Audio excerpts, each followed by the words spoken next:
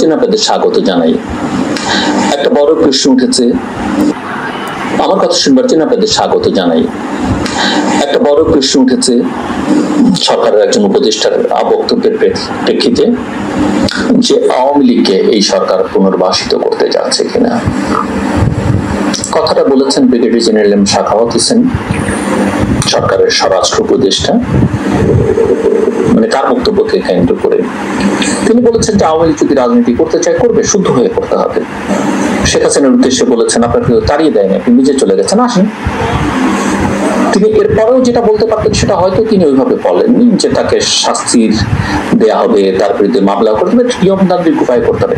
আমাদের মাথায় রাখতে হবে যে ব্রিগেডিয়ার জেনারেল সাখাওয়াত হোসেন রাজনীতিক নন, আমাদের মাথায় রাখতে হবে তিনি কোনো অ্যাক্টিভিস্ট নন। তিনি প্রাক্তন সেনা কর্মকর্তা, পরে নির্বাচন কমিশনার হয়েছেন, লেখালেখি করেন, গবেষণা কর্মের সঙ্গে যুক্ত। মেপে সবসময় সব কথা হয়তো বলা সম্ভব হয় না। খুব খারাপ কথা তিনি বলেছেন সেটাও আমি বলতে চাই না, কিন্তু যে কথা তিনি বলেছেন তার একটু সময় টময় বুঝে কথা বলা উচিত ছিল, সেটা করলে তিনি ভালো করতেন। কিন্তু এই কথার যে প্রতিক্রিয়া আমরা দেখেছি, সেই প্রতিক্রিয়াও কতটা সমীচীন হয়েছে, কতটা গণতান্ত্রিক, সেটাও কিন্তু আমাদের ভাবতে হবে। আমি জানি এই কথাগুলো অনেকেই বলতে চাইবেন না, বলবেন সময়টা অনুকূলে নয়। সময় অনুকূল প্রতিকূল ভেবে আমাদের কথা বলতে হবে। এই জন্য কি এত মানুষ রক্ত দিল? এই জন্য কি এই ছাত্ররা বন্দুকের নলের সামনে দাঁড়ালো? তাহলে তো সব বৃথা।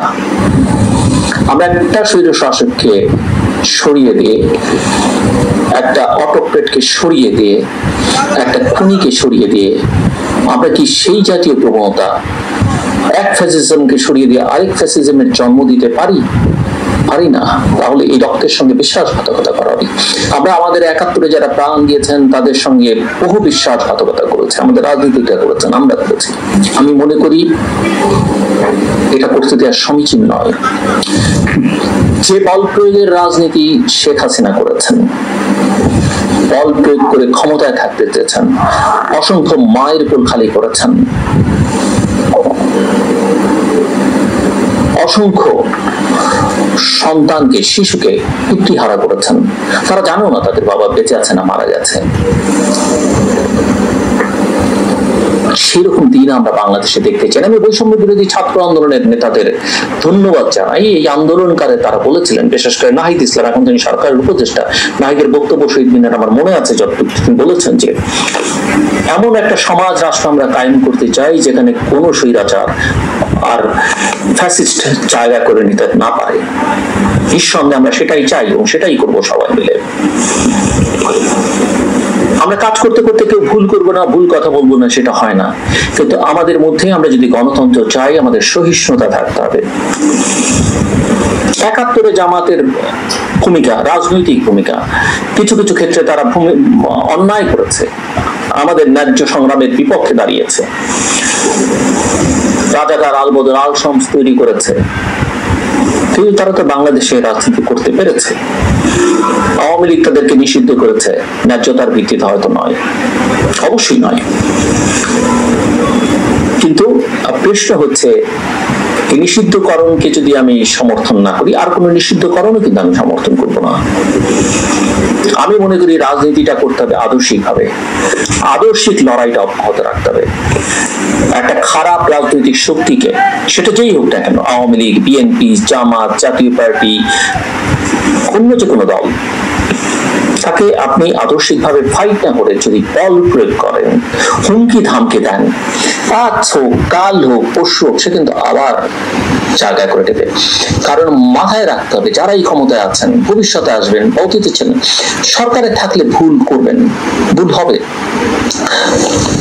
যারা বেশি জনসম্পৃক্ত, যারা দুর্নীতি, অন্যায় বিচার করতে চায় না, তারা ভুল কম করে আর বাকিরা একটু ভুল বেশি করে। কিন্তু অন্য শক্তিগুলো কাম ব্যাক করার চেষ্টা করবে, সেটা মাথায় রাখতে হবে। আওয়ামী লীগ ৭৫ সালে বাকশাল করে গণতন্ত্রকে ধ্বংস করেছে। ৭৩ থেকে ৭৫, ৭১, ৭২ থেকে ৭৫ কোন সুশাসন ছিল না, চারিদিকে বিশৃঙ্খলা ছিল। যদিও যুদ্ধ বিধ্বস্ত একটা দেশ পুনর্গঠন একটু কঠিন কাজ, কিন্তু আমরা শেখ মুজিবকে একেবারেই কবর দিয়ে দিব তার ভালো দিকগুলো বলবো না সেটা হয় না, তিনি তো নেতৃত্ব দিয়েছেন আমাদের মুক্তিযুদ্ধে, অস্বীকার করবার কোনো সুযোগ নেই। তিনি ভারতের চোখ রাঙানিকে উপেক্ষা করে ইসলামাবাদে ওয়াইসি কনফারেন্সে গেছেন, তিনি বাধ্য করেছেন ভারতীয় সৈন্যদেরকে বাংলাদেশ থেকে ফেরত নিতে। সেখানে অবশ্য অন্যান্য আন্তর্জাতিক শক্তিরও চাপ ছিল, সেটাও মাথায় রাখতে হবে। যুক্তরাষ্ট্রের একটা চাপ ছিল যে তারা স্বীকৃতি দেবে না যদি না ভারতীয় সৈন্যরা বাংলাদেশ থেকে না যায়। কিন্তু আবার ওই প্রশংসা করতে গিয়ে জননেতা, কিংবদন্তি তুল্য নেতা, প্রবাদ প্রতিম পুরুষ শেখ মুজিব শাসক হিসেবে যে চরম ব্যর্থতার পরিচয় দিয়েছেন সেটাও আমাদেরকে বলতে হবে। একজন সিরাজ শিকদারকে হত্যা করে কোথায় সিরাজ শিকদার এই উল্লঙ্ঘন, এই দম্ভ, তার যে করুণ পরিণতি সেটাও আমরা দেখেছি। আজকে যেমন শেখ হাসিনার অহংকার, তার গর্ব, শেখ হাসিনা আওয়ামী লীগ পালিয়ে যায় না, পালিয়ে কিন্তু তিনি গেছেন, এর চেয়ে বড় হিউমিলিয়েশন হয় না। আমি যেটা বলবো যে আওয়ামী লীগ আমাদের স্বাধীনতা যুদ্ধে তার একটা গৌরবোজ্জ্বল ভূমিকা আছে সংগ্রামে, কিন্তু আওয়ামী লীগ একা তার দাবিদার না। শেখ মুজিব হয়তো সবার চেয়ে উপরে বড় নেতা হয়েছিলেন, কিন্তু অন্যান্য মৌলানা ভাসানী সহ অন্যান্য নেতাদের অস্বীকার করা যাবে না, তাদের অবদান স্বীকার করতে হবে, যেটা আওয়ামী লীগ কখনই করতে চায় না। আওয়ামী লীগ সেই কৃতিত্ব একা নিতে চেয়েছে, যে এটা একেবারেই ঠিক নয়, অন্যায়, এবং সেটা করে যে আওয়ামী লীগ পার পায়নি সেটা তো আমরা দেখলাম। ৭৫ ক্ষমতাচ্যুত হবার পর ২১ বছর লেগেছে ক্ষমতায় আসতে আওয়ামী লীগকে। মানুষ না চাইলে কোনো কিছু হয় না। বিএনপি ক্ষমতায় থেকে মানুষ 2/3 মেজরিটি তাদেরকে দিয়ে সংসদে পাঠিয়েছে, কিন্তু ক্ষমতাকে কুক্ষিগত করবার কিছু কিছু চেষ্টা তারা করেছে, এবং যার খেসারত তাদেরকে দিতে হয়েছে। না হলে বিএনপির এতদিন ক্ষমতার বাইরে থাকতে হয় না। আওয়ামী লীগকে কিছুটা সুযোগ হলো তারা করে দিয়েছে, এটা তাদের উপলব্ধির মধ্যে আনতে হবে।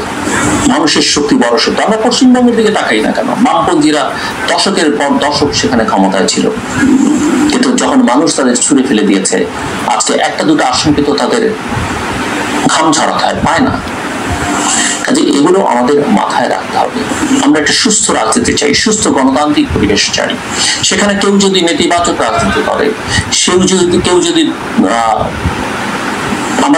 আমাদের গণতান্ত্রিক মূল্যবোধের বাইরেও থাকে, কাজ করে কোন রাজনৈতিক দল, let's accept them, late people decide. আমরা জনগণকে ক্ষমতা দিই, জনগণ তাদেরকে যদি কখনো পছন্দ করে আনবে, সেটা জামাত হোক, বিএনপি হোক, আওয়ামী লীগ হোক, আবার জনগণ ছুড়ে ফেলে দিবে। আমি চাই এই যে ছাত্রদের সমর্থিত যে সরকার, সেই সরকার আমাদেরকে সেই ব্যবস্থাটা নিশ্চিত করে দিক। ছাত্ররা যদি দল করতে চায়, যারা এই আন্দোলনে নেতৃত্ব দিয়েছে, আমরা তাদেরকে সাধুবাদ জানাবো, আমি তাদের ভবিষ্যৎ উজ্জ্বল দেখি। তো মাথায় রাখতে হবে, ক্ষমতার অংশীদার হয়ে দল করলে বিএনপি যেভাবে সমালোচনার মুখে পড়েছে, জাতীয় পার্টি যেভাবে সমালোচনার মুখে পড়েছে, তাদেরকেও সেটা করতে হবে, এবং তাদের সমালোচনা সহ্য করবার মানসিকতা থাকতে হবে। কারণ আমরা সমালোচনা করতে পারতাম না বলে কেউ কেউ কম্প্রোমাইজ করেছে, কেউ কেউ সুবিধা নিয়ে নিজের আখের গুছিয়েছে, আর কেউ কেউ সাফার করেছে। আওয়ামী লীগ ডিসেন্ট ফোর্সকে অ্যাকসেপ্ট করতে চায়নি। কাজেই এখন যারা ক্ষমতায় আছেন, আপনাদের জন্য, মানে যারা ক্ষমতায় আছেন তারা তো না, মূলত এই ক্ষমতাকে যারা ত্যাগ করছেন, সেই ছাত্রদের জন্য আমরা শেখ হাসিনাকে সরাতে পেরেছি, উৎখাত করতে পেরেছি। কিন্তু যে কোনো সমালোচনা সহ্য করবার ক্ষমতা থাকতে হবে। এই সহিষ্ণুতা, সহনশীলতা গণতন্ত্রের জন্য অপরিহার্য, এটা মাথায় রাখতে হবে সবাইকে। দ্বিতীয় কথা, আমি বলবো যে এই যে জুলাই ম্যাসাকারের পরে, ছাত্র জনতার গণ অভ্যুত্থানের পরে শেখ হাসিনা দেশ থেকে পালিয়ে গেল, এরপরে দলটির সর্বস্তরের নেতা কর্মীদের উপর বিক্ষিপ্ত জনতা যে আক্রমণাত্মক হয়েছে, সেটা স্বাভাবিক, কিন্তু সমর্থনযোগ্য নয়। এই কারণে যে আমরা এই ধরনের বিষয় অ্যাভয়েড করতে পারা উচিত। একটা ধ্বংস আরো ধ্বংস ডেকে আনে, একটা আক্রমণ আরো আক্রমণের জন্ম দেয়। তো আমরা সবকিছুকে স্বাভাবিক করতে, যে স্পন্টেনিয়াস তাৎক্ষণিক প্রতিক্রিয়া হিসেবে ঠিক আছে, কিন্তু আমাদের এখন সহনশীল হতে হবে। যে স্বপ্ন নিয়ে ছাত্ররা এই বন্দুকের নলের সামনে দাঁড়িয়েছে, জীবন দিয়েছে, সাধারণ মানুষ, বাচ্চা বাচ্চা ছেলেমেয়েরা, সেই স্বপ্ন আমাদের পূরণ করতে হবে। এবং আওয়ামী লীগ তো নেই এখন, সবাই আত্মগোপনে পালিয়ে গেছে। কেউ কেউ পালাতে গিয়ে আটক হয়েছেন। আমি চাইবো যে তারা অপরাধ করেছেন তাদের প্রত্যেককে খুঁজে বের করে, আমি মনে করি অধিকাংশই দেশের মধ্যে আছেন, আইনের আওতায় আনা উচিত। এই যে আমি যেটা শুরুতেই বলছিলাম যে ব্রিগেডিয়ার শাখাওয়াত হোসেন, ডক্টর শাখাওয়াত হোসেন যেটা বলছিলেন স্বরাষ্ট্র উপদেষ্টা, যে আপনারা বরং দল পুনর্গঠন করুন। আওয়ামী লীগের স্বরাষ্ট্র উপদেষ্টা বলছেন যে আওয়ামী লীগ আপনারা লোক জড়ো করুন আর যাই করুন, আমি আপনাদের একটা অনুরোধ করি, এমন কিছু করবেন না যাতে আপনাদের জীবন বিপন্ন হয়।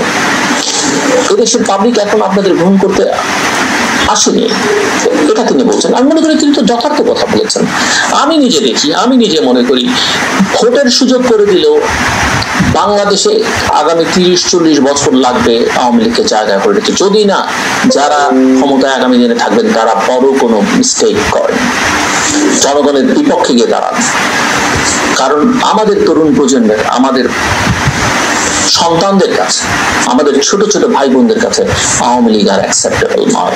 তারা চোখে দেখেছে, তারা মুক্তিযুদ্ধ দেখেনি, তারা অনেকে বিএনপি কি করেছে, জাতীয় পার্টি কি করেছে দেখেনি, তারা আওয়ামী লীগকে দেখেছে। তবে আওয়ামী লীগের সময় লাগবে জায়গা করে নিতে। অন্যদের জন্য সেটা একটা সুযোগও পাবে, কিন্তু মাথায় রাখতে হবে আপনি অন্যায় করলে মানুষ কিন্তু আপনাকে ক্ষমা করবে না। জেনারেল শাখাও যেটা বলছেন যে আপনারা আপনাদের পার্টি রিঅর্গানাইজ করুন। 75-এ বঙ্গবন্ধু শেখ মুজিবুর রহমানকে হত্যার পরে আওয়ামী লীগ তো ছিল না, কিন্তু আওয়ামী লীগ তো ধীরে ধীরে ঘুরে দাঁড়িয়েছে। জিয়াউর রহমান ক্ষমতা নেওয়ার পরে তিনি যখন নির্বাচন করতে গেলেন 79-এ, তার আগে তিনি আওয়ামী লীগকে রাজনীতি করবার সুযোগ দিয়েছেন। বাকশাল বিলুপ্ত করে আওয়ামী লীগ রাজনীতিতে ফেরত এসেছে। 39 আসন পেয়েছিল সেই পার্লামেন্টের ইলেকশনে। কি খুব খারাপ করেছেন? I don't think so. তিনি সুযোগ দিয়ে ভালো করেছেন বরং।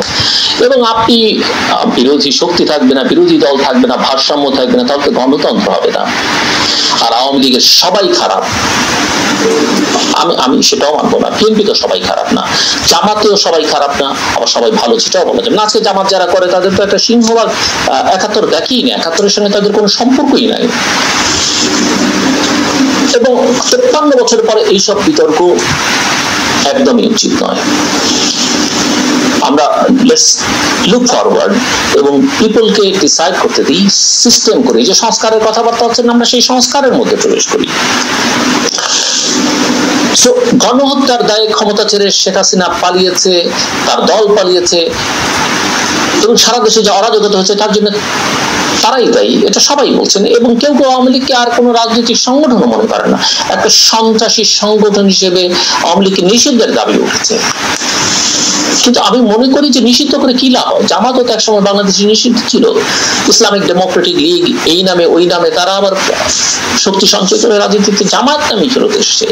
শেখ হাসিনা তো নিষিদ্ধ করেছিলেন ক্ষমতাচ্যুত হওয়ার আগে, কি লাভ হয়েছে? তার ক্ষমতাচ্যুত হওয়ার পরে এই যে ট্রানজিশনাল ফেজে সেনাবাহিনী যেদিন সেনাপ্রধান যেদিন রাজনৈতিক দলগুলোর সঙ্গে কথা বলে, সেই নিষিদ্ধ রাজনৈতিক দলের সঙ্গে কিন্তু তিনি প্রথম দফায় আলোচনা করেছেন। বিএনপি ছিল, অন্যান্য ছিল, তিনি প্রথম কিন্তু জামাতের নাম উচ্চারণ করেছেন, দুবার উচ্চারণ করেছেন। এগুলো আমাদের ভুললে চলবে না। কাজে মানুষ যাকে চায় মানুষের হাতে আমরা ছেড়ে দিই। এই নিষিদ্ধ টিষিদ্ধ করে কোনো একটা লাভ হবে না। ওই যে জামাতকে নিষিদ্ধ করেছেন, এখন তাদেরকে নিষিদ্ধ করবার দাবি উঠেছে, এগুলো হচ্ছে প্রকৃতির প্রতিশোধ। কেউ কেউ বলছেন যে অন্তর্বর্তীকালীন সরকারে বেশ কয়েকজন আওয়ামী লীগ অনুরাগী আছেন, হয়তো আছেন, কিন্তু আপনার সরকার তো নিরপেক্ষ সরকার। আমরা তো একটা নিরপেক্ষ সরকারকে, অতীত তত্ত্বাবধায়ক সরকারকে আমরা অন্তর্বর্তীকালীন বলি, এবং তাদেরকে নিরপেক্ষই হতে হবে।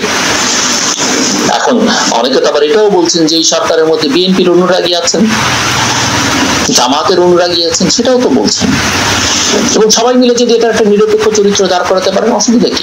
আমি তো কোনো দোষ দেখি না। মূল কাজ হচ্ছে, হ্যাঁ তবে আমি এটা বলবো যে বাংলাদেশে ন্যাশনাল যে একটা ক্যারেক্টারই সরকার থাকা ছিল সেটা এই সরকারের নাই। বাংলাদেশে গুণী সম্মানিত সবার কাছে গ্রহণযোগ্য 10-15 জন ব্যক্তি পাওয়া যাবে না এটা আমি বিশ্বাস করি না, এবং যারা যথেষ্ট এক্সপেরিয়েন্স, যারা গুণী এবং যাদের নিয়ে সেই অর্থে তেমন কোনো বিতর্ক নেই, অন্তত তাদের তেমন কোনো পলিটিক্যাল অ্যাফিলিয়েশন নেই, সেরকম লোক পাওয়া যেত। যাই হোক, যেটা হয়েছে সেটা কথা বলে লাভ নেই।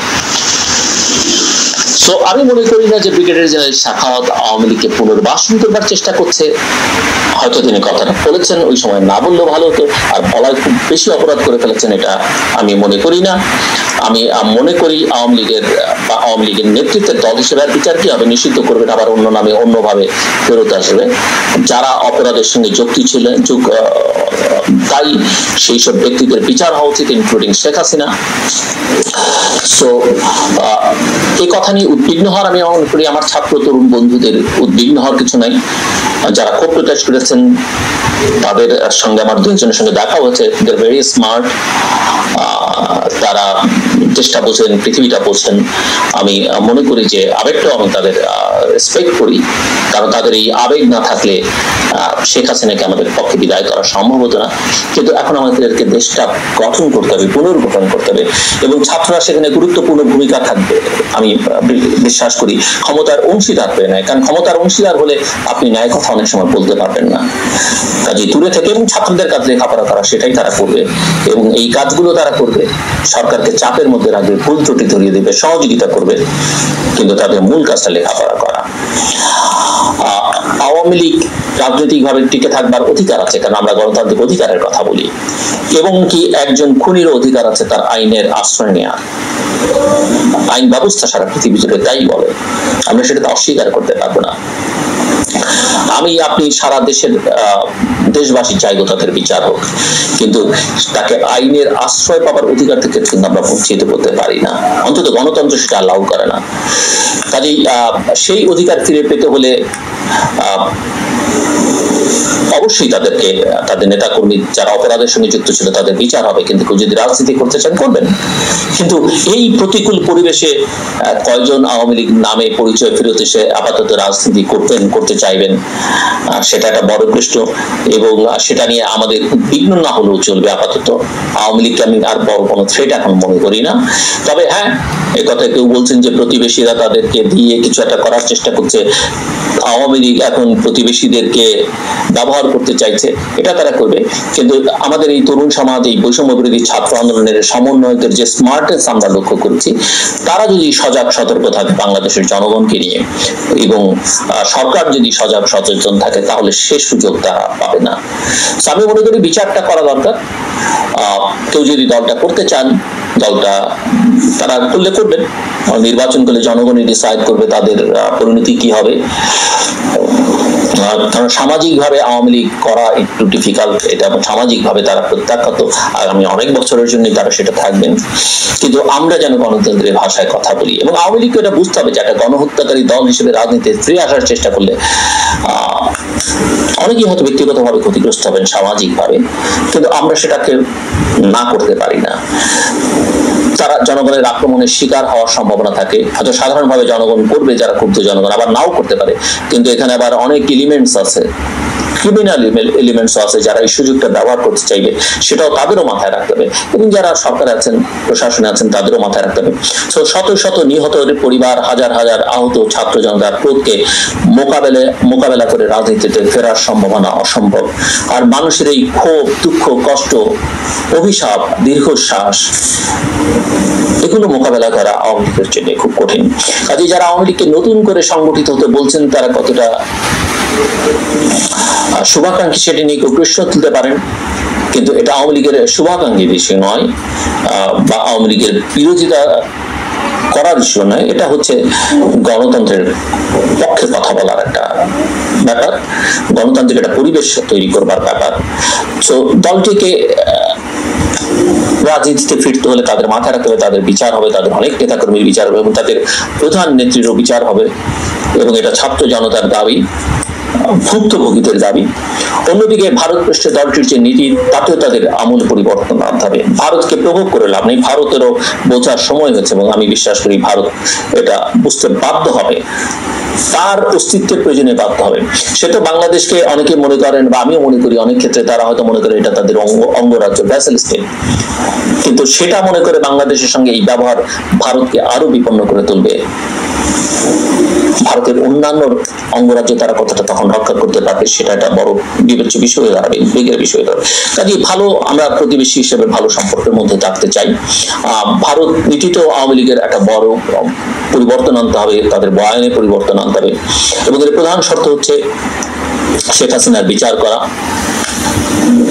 আন্তর্জাতিক আদালতে সম্ভব হলে সেই বিচারটা করা এবং আওয়ামী লীগের অন্যান্য র্যাঙ্ক এন্ড ফাইলে যারা অপরাধ হিসেবে চিহ্নিত অপরাধী, মানুষকে ক্ষতিগ্রস্ত করেছে, দুর্নীতি করেছে, মানুষ হত্যার সঙ্গে জড়িত আওয়ামী লীগ এবং অন্যান্য ক্ষেত্রে যারা আছেন তাদের সহযোগীদের, তাদের বিচার করতে হবে এবং সেই বিচার করলে তারা এমনিতে রাজনীতি করতে পারবে না, সহজেই অনুমোদন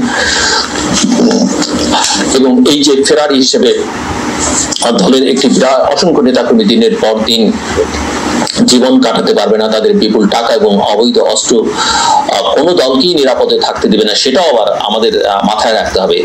কাজেই গুপ্ত অবস্থা থেকে বের হয়ে রাজনীতিতে ফেরাবার উদ্যোগ হিসেবে আগে বিচারের কথাটা বলতে হবে এবং তাদেরকে যদি স্বাভাবিক রাজনীতিতে কম বেশি সুযোগ না দেওয়া হয় তাহলে তারা ওই নিষিদ্ধ রাজনৈতিক দল যেটা করে একটা সন্ত্রাসী সংগঠন হিসেবে, এমনিতেই তারা যথেষ্ট সন্ত্রাস করেছে প্রকাশ্যে, এখন নিষিদ্ধ সংগঠন যেটা করবে সেটা আমাদের জন্য যথেষ্ট উদ্বেগের। ইতিমধ্যে পুলিশের অনেকে বাইরে চলে গেছেন এবং কিছু পুলিশকে ফিরিয়ে আনা সম্ভব হবে না, অন্তত আমি যেটুকু বুঝি, আমার যেটা তথ্য 700 পুলিশকে ফেরত আনানো সম্ভব হবে না, কারণ তারা অনেক বড় অপরাধের সঙ্গে যুক্ত এই আওয়ামী লীগের ক্ষমতায় টিকিয়ে রাখবার জন্য। অনেক অস্ত্র বাইরে চলে গেছে, কাজেই তারা তাদের হয়ে যোগ সাজসে কাজ করতে পারে, সেটা আমাদের মাথায় রাখতে হবে। স্বাভাবিক রাজনৈতিক প্রক্রিয়া আমি মনে করি আমাদের শুরু করা দরকার। তো এই সরকার আওয়ামী লীগের ব্যাপারে কি নীতি নেয় সেটা আমাদের আমরা দেখতে চাই, ছাত্র জনতা দেখতে চায়। নিঃসন্দেহে আওয়ামী লীগ এবং ভারত অনুরাগী কাউকে জনগণ মেনে নেবে না, এটা পরিষ্কার, জনগণের সিদ্ধান্তই চূড়ান্ত। কাজে আমরা বাকিরা যেন এটি নিয়ে অনেক হইচই করে এমন কিছু না করি যেটা আসলে গণতান্ত্রিক ধ্যান ধারণার সঙ্গে অসঙ্গতিপূর্ণ। আমার কথা শুনবার জন্য আপনাদের অসংখ্য ধন্যবাদ। সবার জন্য শুভ কামনা, নিরাপদে থাকবেন, ভালো থাকবেন।